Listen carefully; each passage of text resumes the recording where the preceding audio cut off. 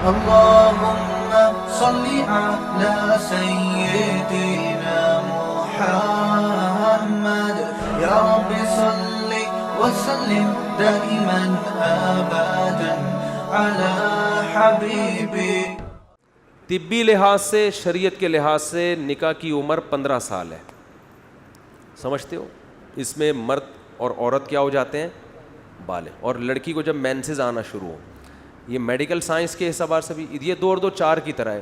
کوئی آپ سے پوچھے کھانے کا سب سے بہترین ٹائم کون سا ہے تو کیا جواب دو گے؟ جب بھوک لگے. کیا خیال ہے؟ تو مرد جب مرد بن جائے، لڑکی جب لڑکی بن جائے. اس سے پہلے تو وہ بچے ہوتے ہیں. تو لڑکی میں بھی ڈیزائرز پیدا ہو جاتی ہیں جب اس کو مینسز شروع ہوتے ہیں. مرد بھی جب 15 سال کا ہوتا ہے تو بھرپور اس میں جذبات پیدا ہو چکے ہوتے ہیں. تو میڈیکل سائنس کہتی ہے اب ان دونوں کا ملاپ ان کی صحت کے لیے ضروری ہے. اور ہر مخلوق میں ایسا ہوتا ہے. بکرا 2 دانت کا ہوتا ہے، شوہر بن چکا ہوتا ہے. وہ جیسے ہی 2 دانت کا ہوا نا، شوہر بن چکا ہوتا ہے. بکری بھی بیوی بن چکی ہوتی ہے. گائے، بیل، بھیڑ، بکرے، دمبے، مرغے، سب کی ٹائم پہ شادیاں ہوتی ہیں. صرف انسان پر یہ کمبختی آئی ہوئی ہے کہ وہ جب بالغ ہوا تو اب شادی کے علاوہ دنیا کے تمام کام کرے گا. البتہ عمر تو یہ ہے لیکن ضروری نہیں ہے کہ اس میں آپ کو رشتہ بھی ملے. وجہ اس کی یہ ہے کہ مرد کے کندھوں پہ اللہ نے نان نفقے کی ذمہ داریاں ڈالی ہیں، اور یہ آپ کے کندھوں پہ ڈالی ہیں. آپ کے ابا کے کندھوں پہ بھی آپ کی بیوی کو پالنا اللہ نے نہیں ڈالا. تو جب آپ کی جیب میں کچھ بھی نہیں ہوگا سوائے میری 4 شادیوں والی کتاب کے اور 4 شادیوں والے بیانات کے، تو کوئی آپ کو رشتہ نہیں دے گا اور دینا بھی نہیں چاہیے. کیونکہ وہ کس بیس پہ دے گا؟ بولے گا تیرے پاس ہے کیا جو میری بیوی میری بچی کو کھلائے گا کہاں سے؟ گیس بجلی کا بل کہاں سے دے گا تو؟ تو ایسے موقع پر اگر آپ کے ابا اتنے لینڈ لارڈ ہیں، وہ کہیں میں کر رہا ہوں تو ٹھیک ہے، لیکن ان پر لازم نہیں ہے. اگر کر دیں تو بہت اچھی بات ہے. نہیں کرتے تو پھر آپ کو جاب تلاش کرنی پڑے گی. جب آپ جاب تلاش کریں گے تو جاب ملے گی نہیں جب تک آپ کچھ پڑھ لکھ کے کچھ بن نہیں جائیں گے، کچھ بزنس نہیں کر لیں گے. تو اس بیس پر آپ نکاح میں تاخیر کرتے ہیں کہ معاشی لحاظ سے آپ مضبوط نہیں ہوتے. شریعت تو کہہ رہی ہے کر لو، لیکن شریعت یہ بھی بتا رہی ہے رشتہ مل رہا ہے تو کر لو، نہیں مل رہا تو کیا کرو؟ صبر کرو. اور اس عمر میں اکثر رشتہ ملتا نہیں ہے، اور نہ ملنے کی بھی ایک ریزن ہوتی ہے. تو نہیں مل رہا تو ایک الگ بات ہے. سمجھتے ہو؟ وہ تو 40 سال میں بھی نہیں ملے گا پھر بھی نہیں کرو گے. وہ تو جب ملے گا نا تو ملتا نہیں ہے. لوگ میرا بیان سن کے جاتے ہیں 4 شادیوں پہ، آج سے میں کر رہا ہوں کہ نا رشتہ ہی نہیں دے رہا کوئی. تو میں کہتا ہوں بھائی رشتہ ملنا ایک الگ ٹاپک ہے. آپ ابھی تو لوگ کوشش ہی نہیں کر رہے نا. کوشش کرو، مل گیا تو کر لو، نہیں ملا تو صبر کرو.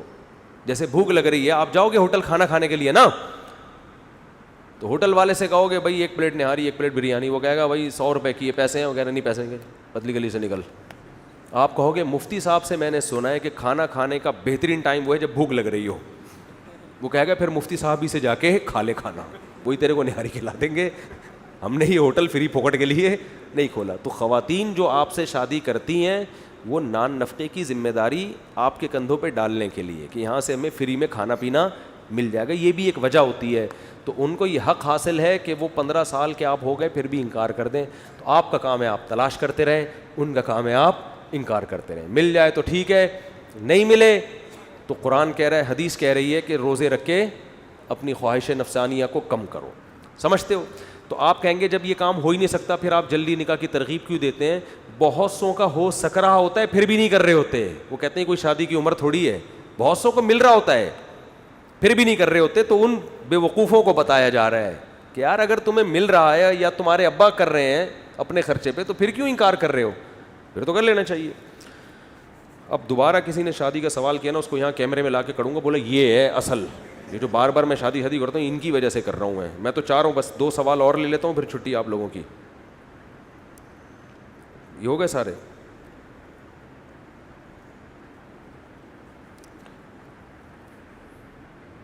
جو بہت ہی عام جنرل نوعیت کا سوال ہے نا، 14 اگست کی مناسبت سے برائے مہربانی وہ نظم سنا دیں تمہیں تاریخ اسلامی کے رشتے جوڑنے ہوں گے. میری ایک نظم بھی آنے والی ہے خاندانی قسم کی، اپلوڈ ہونے والی ہے انشاءاللہ 14 اگست کے حوالے پر. دوسری اس کے علاوہ ہر سال ایک نئی نظم انشاءاللہ اپلوڈ کریں گے. ترکی کے ساتھ جو معاہدہ ہوا 2023 میں ختم ہو رہا ہے، اس کے اہل اسلام کو بہت سارے فائدے حاصل ہوں گے. دعا کرو طیب اردگان اس وقت تک موجود رہے. مدرسے کے تعلیم کے دوران شادی کرنا کیسا، رشتہ مل جائے تو کر لو، نہیں ملے تو بیٹھ کے آرام سے باتیں کرتے رہو بیٹھ کے. بھائی طالب علمی کے درمیان بھی رشتہ مل جائے تو کر لو، اس سے فائدہ ہی ہوگا، نقصان نہیں ہوگا، لیکن ملتا نہیں ہے عام طور پہ.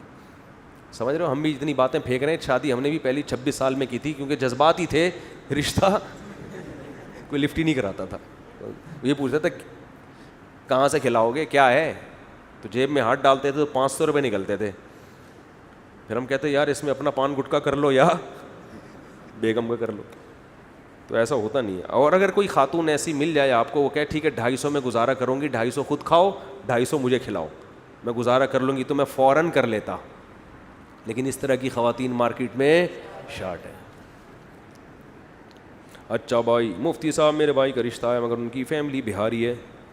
والدہ ہماری فیملی کی وجہ سے صرف منع کر رہی ہیں. او بھائی بہاری بڑے خاندانی لوگ ہوتے ہیں، بڑے اچھی ان کا فیملی سسٹم بڑا مضبوط ہوتا ہے. اچھا رشتہ مل رہا ہے، بس باتوں میں سنا ہے تیز ہوتے ہیں، باتوں میں کیا ہوتے ہیں، بڑے تیز ہوتے ہیں. اب یہ نہیں ہو سکتا یہ تیز نہ ہو بات. اور اگر ہیں بھی تو ساری خوبیاں سب میں تھوڑی ہوتی ہیں بھائی. تو بہاری رشتہ مل رہا ہے فوراً سے پہلے کرو، فوراً سے پہلے. بچے بڑے باتونی پیدا ہوں گے فصیح و بلیغ. اماں سے بولو قوم خاندان کی شرط ہٹا دیں، بس اچھی لڑکی کو تلاش کریں، کسی بھی قوم میں مل جائے. تو خام خواہ میں قوموں کو مسلط کرو گے تو سوائے ذلت اور خواری کے کچھ بھی حاصل نہیں ہوگا. تو یہ فرق ختم کر کے کوشش تو کریں اپنے رشتہ داروں میں، کزنوں میں، نہیں تو جہاں مل رہا ہے وہاں کر دیں بھائی. میرے بہت سے دوست بہاری ہیں، مجھے تو بڑے اچھے لگے ہیں ماشاءاللہ. بڑے ایجوکیشن کا ریشو بہاریوں میں بہت زیادہ ہے، ذہین بہت ہوتے ہیں. تو باقی یہ کہ سب خوبیاں سب قوم میں نہیں ہوتی. میں یہ کیا لکھا، جنید میں اولاد میں پڑھنا مجھے سب یاد نہیں ہوتا. میں شادی شدہ ہوں، گھر کا ذمہ دار بھی ہوں، عالم بننے کا شوق، میں کیا کروں، مدرسہ چھوڑ دوں یا اسے بھی. پہلے بھائی بیوی بچوں کے حقوق ادا کریں، اس کے دوران سائڈ میں علم دین بھی حاصل کرتے رہیں. دین کا علم ایسے حاصل کرنا کہ بیوی بچوں کا حق ہی ضائع ہو جائے، یہ تو پھر جائز نہیں ہے نا. کیا آپ صلی اللہ علیہ وسلم کے لیے نفلی قربانی کرنا بدعت ہے؟ جائز ہے بھائی، کیوں بدعت ہو؟ کیا صحابہ سے اس کے متعلق کوئی عمل ثابت ہے؟ یہ صرف بر صغیر میں کیوں ہوتی ہے؟ کون سی حدیث میں آئے کہ جو عمل صرف بر صغیر میں وہ بدعت ہوگا؟ یہ کوئی حدیث ہے اس بارے میں؟ تو قرآن و حدیث میں جو بھی دلائل ملتے ہیں. یہ سال ثواب پر میں نے ایک پورا بیان ریکارڈ کروایا ہے، وہ میں طلبہ کو حدیث پڑھا رہا ہوں نا آج کل، اس پہ یا کسی اور وقت میں دوبارہ ریکارڈ کروا دوں گا، ورنہ بھی بات بہت لمبی ہو جائے گی. آج کل لڑکیوں کے ہاتھ میں اسمارٹ فون آ گیا ہے، کالجوں میں یونیورسٹیوں میں لڑکیاں ٹچ موبائل کی عادی ہو گئی ہیں. مجھ سے پوچھ کے نہیں ہوئی بھائی. دوسری بات یہ کہ ان جدید چیزوں سے روکنا اب ممکن نہیں. اگر آپ یہ کہو کہ میں یوں کہوں کہ لڑکیوں کو موبائل لے کے نہ دیں، تو یہ ایک ایسی بات ہوگی جو عملاً ممکن نہیں ہے، کیونکہ اس کے اتنے فائدے، اتنی آسانیاں ہیں کہ اب ان کے سائیڈ ایفیکٹ ہی سے بچنے کی کوشش کی جائے گی. ان چیزوں پہ پابندیاں لگانا عملاً ممکن ہی نہیں ہے. جو چیز ممکن نہیں ہے اس پہ بات کر کے اپنا ٹائم ویسٹ کرنے کا کوئی فائدہ ہے؟ ہو سکتا ہے لاکھوں میں کوئی 2-4 اس پابندی پر عمل کر لیں، جو چیز پاسبل ہی نہیں ہے. بہت سے علماء نے، بہت سے تو نہیں کہہ سکتے، بعض علماء نے ٹچ موبائل کے خلاف بیانات کیے، پھر خود ٹچ موبائل لے کے گھوم رہے ہیں. وہ ان کا خیال یہ تھا کہ ہم پابندیوں پہ عمل کر لیں گے، لیکن جب وہ ماحول میں گئے ان کو خود اندازہ ہو گیا بھائی ایسی پابندی ہے جو عملاً ممکن نہیں ہے. تو اب یہ ایسی چیز نہیں ہے جس پہ آپ یہ کہو کہ یہ سب کے پاس موبائل ہے، سب کے پاس ٹچ موبائل ہے، سب کے پاس اپنا لیپ ٹاپ ہے. اب ان چیزوں کے سائیڈ ایفیکٹ سے بچنے کی تو کوشش کی جائے گی. ان چیزوں، جن ماں باپ نے گھر میں بچوں پر کمپیوٹر پہ پابندی لگائی ہے نا، وہ بچے پھر پڑوسیوں کے ہاں جا کے پوری فلمیں دیکھ رہے ہیں جا کے. ٹھیک ہے. جنہوں نے انٹرنیٹ بند کر دیا کہ ہم رکھیں گے ہی نہیں کسی قیمت میں، ان کے بچے پھر سینما گھروں میں جا کے فلمیں دیکھ رہے ہیں. تو اتنی زیادہ پابندیاں لگانے سے بغاوت کے علاوہ کچھ بھی حاصل نہیں ہوگا. تو بہتر یہ ہے کہ اپنی نگرانی میں کچھ حدود اور قیود کے ساتھ ان کو اجازت دے دی جائے. سمجھ رہے ہو؟ کچھ حدود کے ساتھ. مثال کے طور پر گھر میں آپ نے کمپیوٹر رکھ لیا، بس یہ قانون بنا دیا کہ بھائی کنڈی لگا کے دیکھنے کی اجازت نہیں ہے، بند کمرے میں کسی کو نہیں دیکھا، جو ہے بھائی دروازہ کھلا ہوگا. آپ کے بچے کے پاس موبائل ہے، بیٹا چھپ چھپا کے فون کرنے کی اجازت نہیں ہے کہ مجھے دیکھتے ہی ایک دم سائڈ پہ چلے گا. بعض عورتیں کہتی ہیں ہمارا میاں جو ہے نا ٹچ موبائل میں لگا ہوتا ہے. جیسے ہی میں آتی ہوں یوں ایک دم نا یوں گھما کے یوں کر لیتی ایسے گھننے بن جاتے ہیں. اسی سے عورتوں کو شک ہوتا ہے بھائی دال میں کچھ کالا کالا ہے. تو یہ سب چیزیں پھر بدگمانی کا ذریعہ بنتی ہیں. لیکن اب یہ عملاً ممکن نہیں ہے یہ کسی کو روکنا. وہ اس کو سمجھایا ہو جائے کہ انسان کے بچے بن کے رہو بس. کیا نامحرم کے ہاتھ کا کھانا کھا سکتے ہیں اگر فتنے کا اندیشہ نہ ہو. تو یہ جو آپ ہوٹلوں میں کھاتے ہو جا کے, ایئر ہوسٹس جہازوں میں کھلا رہی ہے آپ کو, اپنے ہاتھ سے مبارک ہاتھوں سے کھلا رہی ہوتی ہے, یعنی کم از کم لا کے تو وہی رکھتی ہے نا. مفتی صاحب کھانا کھا کے زیادہ تعریفیں نہ کریں, نامحرم کا کھانا کھا کے بہت زیادہ تعریفیں نہ اتنی کریں جتنی اپنی بیگم کی تعریفیں کرتے ہیں, وہ بڑے اعتدال سے ہوتی ہیں. وہ ایک آدمی کی بیوی اس کا سر دبا رہی تھی اور کہہ رہی تھی کہ آپ بتاؤ کبھی آپ کا سر کوئی دباتا تھا شادی سے پہلے؟ اس نے کہا درد ہی نہیں ہوتا تھا شادی سے پہلے. مفتی صاحب میری منگنی ہو گئی ہے جس میں لڑکی والوں کے گھر جاتا ہوں تو لڑکی پردے کی آڑ میں مجھے دیکھتی رہتی ہے, اسے سمجھائیں کہ ایسا نہ کریں. پردے کی آڑ میں دیکھ رہی ہے نا, آج شکر کرو اتنی نیک ہے. اچھا بھائی وہ اپنے ہونے والے میاں کو دیکھ رہی ہے کہ یار یہ چینج تو نہیں ہوا, وہی ڈیزائن ہے, مسئلہ تو نہیں ہوا. مفتی صاحب علماء کہتے ہیں کہ آپ جا کیوں رہے ہو اگر اتنا تقویٰ آپ کے اندر ہے, اتنا زیادہ اتنے نیک ہو تو پھر جا کیوں رہے ہو؟ اتنا نیک بنو جتنا افورڈ کر. یہ آج کل ہوتا ہے, لڑکیاں ظاہر ہے وہ اپنے ہونے والے کو دیکھ رہی ہوتی ہیں نا. ان کو تو میں یہی کہہ رہا ہوں نہ دیکھیں, بس دیکھ لیا ایک دفعہ کافی ہے. وہی ابھی چینج انشاءاللہ, ابھی حالات اتنے چینج نہیں ہوئے کہ بندہ پورا چینج ہو جائے. مفتی صاحب علماء کہتے ہیں کہ پردے اور نمازی لڑکی سے شادی کرنی چاہیے. سوال یہ ہے کہ اگر پردے دار لڑکی میں اور برائی ہو, مثلا وہ گانے سنتی ہو, ڈرامے دیکھتی ہو, تو وہ دیندار تو نہ ہوئی؟ او بھائی پردہ زیادہ بڑا مسئلہ ہے گانے سننے اور ڈرامے دیکھنے سے. اگر کوئی ڈرامے نہیں دیکھتی, فلمیں بھی نہیں دیکھتی, گانے بھی نہیں سنتی, لیکن پردہ نہیں کرتی, یہ زیادہ خطرناک ہے. سمجھ رہے ہو؟ گانے اور فلموں کا علاج آسان ہے, بے پردگی کا علاج, کیونکہ بے پردگی سے حیا ختم ہوتی ہے, وہ دوبارہ انسٹال کرنا کافی مشکل کام ہے. ونڈو ہی اڑ گئی نا حیا کی, وہ ونڈو دوبارہ ڈاؤن لوڈ کر کے اس میں انسٹال کرنا بہت مشکل ہے. ہو جاتا ہے لیکن مشکل کام ہے. گانے سننے اور فلموں کا علاج آسان ہے. یہ تو نوجوانوں پہ ایک وقت تک خمار چڑھتا ہے, اس کے بعد خاص طور پہ لڑکیوں کے جب بچے ہو جاتے ہیں ان کو ویسے بھی اتنی دلچسپی نہیں رہتی. میں یہ نہیں کہہ رہا لڑکیوں کو دیکھنے دیں, گانے بھی سننے دیں اور ڈرامے بھی دیکھنے دیں, لیکن یہ وقت کے ساتھ ساتھ چیزیں کافی حد تک کنٹرول آٹومیٹیکلی ہو جاتی ہیں. لیکن بے پردگی جو ہے نا, اس کا یہ حیا ختم کر دیتی ہے, اس میں مشکل ہے. ڈراموں کے بھی بہت سائڈ افیکٹ ہیں. ڈرامے تو بہت ہی خطرناک, آج کل تو فلموں سے زیادہ خطرناک ڈرامے ہیں. تو بیگم کو خود ہی گانا سنا دیا کریں, اس کو بولو کہ خود سے گانے نہ سنو. خود جو گانے آپ نے بھی تو کچھ سنے تو ہوں گے ہی نا بھائی. جو W11 میں بیٹھا ہے نا اسے گانے آتے ہیں بس, چاہے وہ کتنا ہی نیک ہو. کیونکہ ہم تو بہت سفر کرتے تھے W11 میں, جب آؤ اپنے کھوپڑی پہ گانے لگا دیتے تھے. نہ چاہتے ہوئے بھی آدمی کو کچھ نہ کچھ تو دماغ میں بیٹھ ہی جاتا ہے. تو جو آپ نے W11 میں گانے سنے, جو آپ بسوں میں گانے سنے آپ نے, وہ والے گانے خود سے بیگم کو سنا دیا کرو. بولو اب ادھر سننے کی ضرورت نہیں ہے, تو انشاءاللہ نہیں سنے گی وہ.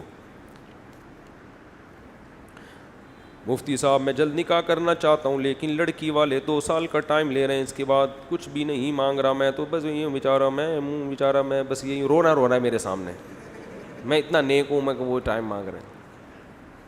پولیس کو بتاؤ جا کے یار, ہر آدمی اپنا ہر دکھڑا میرے سامنے لے کر آ رہا ہے.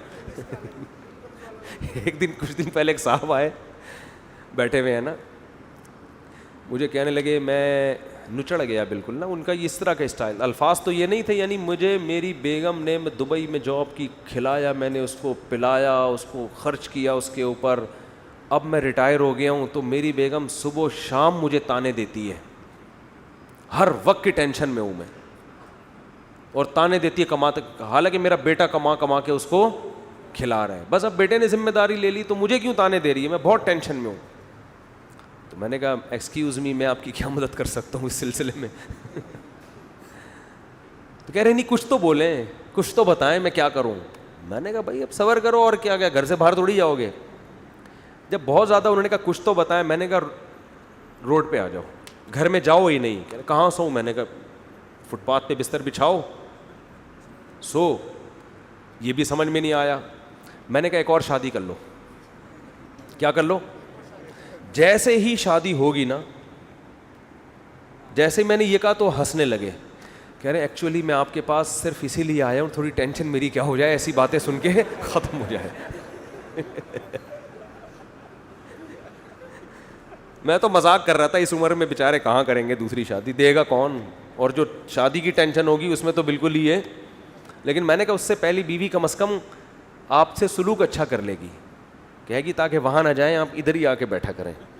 وہ چڑیل پتہ نہیں کہاں سے اٹھا کے, میں نے کہا ابھی کمپٹیشن نہیں ہے نا, اس کو پتہ ہے لے دے کے یہ بوڑھا آئے گا کہاں, ادھر ہی آئے گا. میں اس کو گالیاں دوں, اس کو برا بھلا کروں, اس کے ذہنی ٹارچر کروں, جانا کہاں ہے, آئے گا تو کب تک چھپو گے پیڑوں کی آڑ میں, کبھی تو ملو گے لنڈا بازار میں. ہر آدمی جاتا ہے لنڈا بازار, بھائی آنا تو یہی ہے اس نے. تو جیسے ہی میں نے یہ بات کی نا, میں نے کہا فٹ پاتھ پہ بستر لگا لیا کریں, اور جو ہے نا یوں کہ تو ایک دم ہنسنے لگا. کہہ رہے اصل میں ایکچولی میں آیا صرف اس لیے تھا کہ آپ کے پاس بیٹھ کے میری ٹینشن تھوڑی دور ہو جائے, اور وہ الحمدللہ دور ہو گئی. میں نے کہا دیکھو جس کا جو بھی دکھڑا ہے وہ ادھر آ رہا ہے, تو اگر میں ہر آدمی کے دکھڑے سنوں گا میرے بھائی, تو میرے دکھڑے کون سنے گا پھر؟ ہر آدمی کے دکھڑے میں سنوں گا تو, کیونکہ مجھے اب تکلیف ہونا شروع ہو گئی ہے. کبھی ایک آ رہا ہے, پھر دوسرا آ رہا ہے, پھر اب تو جو بندہ ملتا ہے میں خود کہتا ہوں کوئی مسئلہ تو نہیں ہے, کہتے ہیں ہاں. میں نے کہا فوراً تھانے چلے جاؤ, یہاں سر سید تھانہ ہے. وہ حیران ہوتے ہیں مفتی صاحب کو ہو گیا ہے. تو بھائی اگر اس طرح سنتے رہیں گے, یہ نفسیاتی ڈاکٹر آپ کو پتہ ہے نفسیاتی مریضوں کا علاج کرتے کرتے خود پاگل ہو جاتے ہیں. یہ حقیقت ہے, یہ خود ان کو کاؤنسلنگ کی ضرورت ہوتی ہے. ایسا نہ ہو میں خود ڈپریشن دور کرنے کے لیے کسی کا بیان سن رہا ہوں بیٹھ کے, خود کسی ڈاکٹر کو دکھا رہا ہوں بھائی میں پاگل ہو گیا ہوں. تو اس لیے کوئی خاص بات ہو تو آیا کریں, بلا وجہ پولیسی سے مسئلے حل کروائیں اپنے. ایک آدمی نے مجھے فون کیا, میں نے اسپیکر آن کیا ہوا تھا, میرے بھائی بھی بیٹھے ہوئے تھے. مفتی صاحب ایسے جذبات میں, میری بیوی بھاگ گئی ہے, ایک دم جذبات میں نا وہ. میں نے کہا فوراً پولیس کو بتائیں. اور میرے بھائی بھی بیٹھے ہوئے تھے, اور بھی ایک دم سارے کہکا لگا کے ہنس رہے ہیں, کہ یار کیا اسپیڈ سے جواب دیا ہے. میں تو سیریسلی اس کو جواب دیا, میں نے کہا فوراً کہاں رپورٹ کرائیں؟ تھانے میں رپورٹ کرائیں. تو ایک دم ہکا پکا ہو گیا, بھائی کیا مطلب تھانے میں رپورٹ کراؤں؟ تو میں نے کہا یار میں کیا کروں, پکڑ کے لے آؤ جا کے اس کو. اچھا بھائی مفتی صاحب بینک سے لون لے کر گاڑی لے سکتے ہیں, سودی بینک سے جائز نہیں ہے, اسلامی بینک سے جائز ہے. مفتی صاحب مزاروں پہ بہت شرک ہو رہا ہے, مزاروں کے خلاف بیان کرے, بہت دفعہ بیان کیا ہے. یہ حکومت کی ذمہ داری ہے, تمام مزاروں کو گرا کے لیول کر دے, برابر کر دے. جیسے نبی نے حضرت علی کو بھیجا مدینہ میں کہ جتنی بھی قبریں ہیں برابر گرا کے ایک بالش کر دو, ساری پکی قبروں کو کچا کر دو. تو جب یہ کام ہوگا تو خود ہی مزار پرستی ختم ہو جائے گی. مفتی صاحب عورت کو حق مہر کب دینا ہوتا ہے, کیا یہ دینا ضروری ہے؟ جب رخصتی ہو جائے تو اس کے بعد آپ پر مہر واجب ہو جاتا ہے, لیکن بیوی اگر نہ مانگے تو اس کی مرضی ہے, اس کا حق ہے, لے نہ لے اس کی مرضی. اکثر غیرت مند لوگ اس سے پہلی رات کو معاف کرا لیتے ہیں. ان کو پتہ ہے ابھی بڑی شرما شرمی میں بیٹھی ہوئی ہے, ابھی تو بڑی مسکرا کے بات کر رہی ہے, ابھی جو معاف کروانے کروا لو. بعد میں یہ ایسا کانفیڈنس پیدا ہونے والا ہے اس کے اندر کہ جو چیزیں مجھ پہ واجب نہیں بھی ہیں وہ بھی اپنے لیے لکھوائے گی.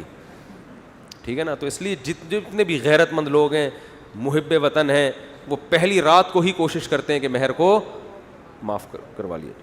اللہ تعالیٰ مختصر سی قدرت, اللہ کی مختصر قدرت اور کبریائی بیان کریں. پھر بیان میں انشاءاللہ والدہ کی وراثت میں بچوں میں کس طرح تقسیم ہوگی, جبکہ اولاد میں لڑکا لڑکی بالکل اسی طرح جیسے شوہر کی ہوتی ہے, لڑکے کو دگنا لڑکی کو آدھا. مفتی قسطوں میں کون سے بینک سے گاڑی لی جائے, جبکہ کائبور ہر 6 مہینے بعد بدلتا ہے. یہ KIBOR Karachi inter bank offer جو ہے نا rate, Karachi inter bank offer rate, تو میزان بینک یا اسلامک بینک دیکھتا ہے کائبور کا فی الحال ریٹ مارکیٹ میں کیا چل رہا ہے, تو اسی حساب سے وہ رینٹ رکھتا ہے آپ کا, پھر اس میں چینجنگ نہیں ہوتی, وہ ایک دفعہ طے ہو جاتا ہے, ایک لم سم اندازہ وہ لوگ لگا لیتے ہیں. پھر اس میں وہ یہ ہوتا ہے, اس پہ لوگوں کو اشکال ہے کہ بینک کائبور کے حساب سے سود لے رہا ہے اور آپ کائبور کے حساب سے پروفٹ لے رہے ہیں, تو آپ میں اور اس میں فرق کیا ہو گیا؟ بھائی بینک سود لیتا ہے کائبور کے حساب سے, اور آپ کیا لے رہے ہیں؟ حلال پروفٹ لے رہے ہیں. تو ایک آدمی 100 روپے پر اگر 5 روپے سود حلال ہیں, تو آپ جائز طریقے سے اگر 100 روپے 5 روپے لوگے تو بالکل جائز ہوگا. اس کی مثال ایسے, آپ میرے پاس آئے کہ 100 روپے دو, میں آپ کو 105 کر کے واپس لوٹاؤں گا, یہ کیا بن گیا؟ سود. لیکن ایک چیز آپ نے 100 روپے کی خریدی, آگے 105 میں پہنا دی, تو جتنا وہ سود پہ پروفٹ لے رہا تھا اس نے آپ نے تجارت کے ذریعے پروفٹ لیا ہے, تو کوانٹٹی دونوں کی ایک ہونے سے دونوں حرام نہیں ہو جائیں گے. تو اسلامک بینک کائبور کے حساب سے پروفٹ لیتا ہے, قسطیں طے کرتا ہے, لیکن وہ پراپر قسطیں ہوتی ہیں, اس میں سود شامل نہیں ہوتا. اور بینک جب کرتے ہیں کائبور کے حساب سے, وہ کیا کر رہے ہوتے ہیں؟ وہ سود لے رہے ہوتے ہیں. تو دونوں کا معیار ایک ہونے کی وجہ سے دونوں پر سود کے حکم نہیں لگے گا.